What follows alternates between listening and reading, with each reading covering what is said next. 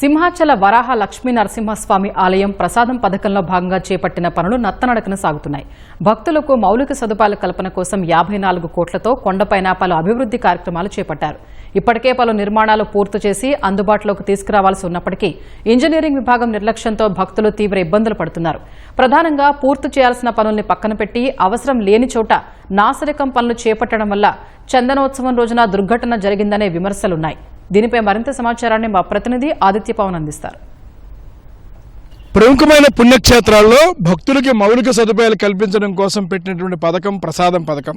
ఈ ప్రసాదం పథకంలో భాగంగా ఉత్తరాంధ్ర ప్రత్యక్ష దైవమైనటువంటి సింహాచలంలో సుమారుగా 54 కోట్ల రూపాయలు పైబడినటువంటి పనులు జరుగుతున్నాయి. ఈ ప్రసాదం పథకంలో భాగంగా ఈ పనులు చేస్తున్నారు. అయితే ముఖ్యంగా ప్రసాదం పథకంలో చేస్తున్నటువంటి పనులు అలసత్వం గురవుతున్నాయి, చాలా ఆలస్యంగా జరుగుతున్నాయి.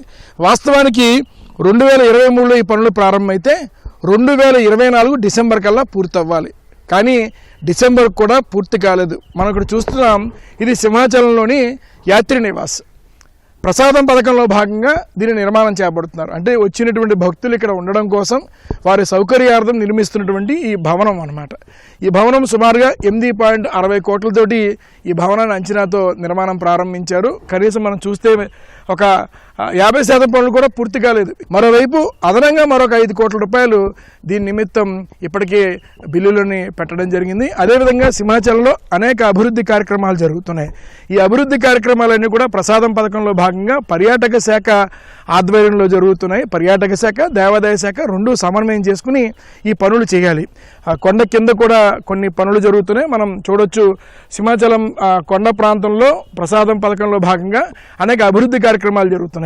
మరోవైపు అదనంగా మరికొన్ని పనులు పెట్టుకోవడం వల్ల ఆ తరహా చేసినటువంటి ఘటనే మొన్న చందనోత్సవం రోజున కూలిపోయినటువంటి గోడ.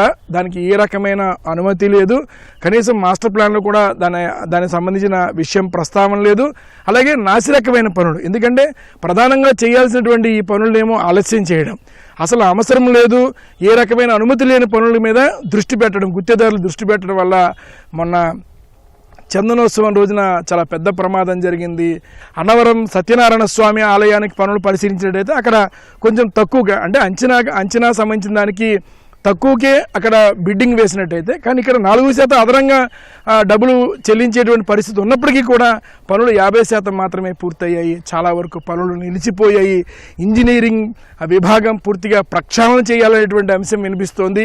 ఇప్పటికే దీని మీద సింహాచల దేవస్థానంలో జరిగినటువంటి ప్రమాదం మీద వేసినటువంటి 3 సభ్యుల సంఘం కూడా ఈ అంశాన్ని ప్రస్తావిస్తోంది. అనుమతులు లేకుండా మాస్టర్ ప్లాన్ని ఏ విధంగా కూడా ఫాలో అవ్వకుండా నిర్మాణాలు చేపడుతున్నారు.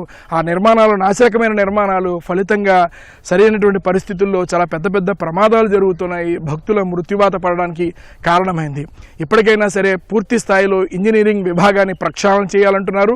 మరోవైపు కేంద్ర ప్రభుత్వం, కేంద్ర పర్యాటక శాఖ ద్వారా ఇచ్చినటువంటి అవకాశం, అద్భుతమైనటువంటి ప్రసాదం పథకం పనులు పూర్తిగా వేగవంతంగా పూర్తి చేయాలని కూడా భక్తులు కోరుకుంటున్నారు. మేము ఇక్కడికి వచ్చేటప్పటికి అకామిడేషన్ కొద్దిగా ఇబ్బంది అవుతుంది సార్. తిరుపతి మాదిరిగా మాకు అకామిడేషన్లో కొట్టపైన గెస్ట్ హౌసెస్ తొందరగా పూర్తి చేసేసి మాకు భక్తులకి సౌకర్యంగా ఉండేటట్టుగా చేస్తే మరీ మంచిది. అసలుకి హైదరాబాద్ నుంచి వచ్చామండి. నివాసించడానికి ఇక్కడ ఉచితంగా సదుపాయాలు లేవు. అవి కానీ కల్పిస్తే అందరికీ మేము ధన్యవాదాలు తెలుపుకుంటున్నాము. మేము హైదరాబాద్ నుంచి వచ్చామండి.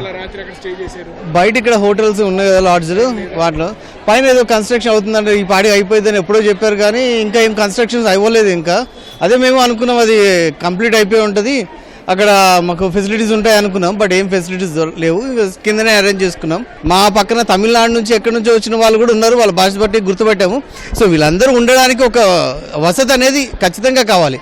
డిసెంబర్ 2024 పూర్తి అవ్వాల్సినవి మే నెల 2025 వచ్చినా సరే పూర్తి కాకపోవడం, మరో 2 నెలలు అదనంగా సమయం తీసుకునేటువంటి పరిస్థితి. కాబట్టి వీటి మీద పూర్తిగా దృష్టి పెట్టి ఈ పనులన్నీ కూడా వేగవంతంగా పూర్తి చేసి భక్తులకి ఈ సౌకర్యాలన్నీ కల్పించాలని భక్తజనం కోరుకుంటోంది. కెమెరా పర్సన్ ఏ శ్రీనివాస్తో ఆదిత్య పవన్, సింహాచలం.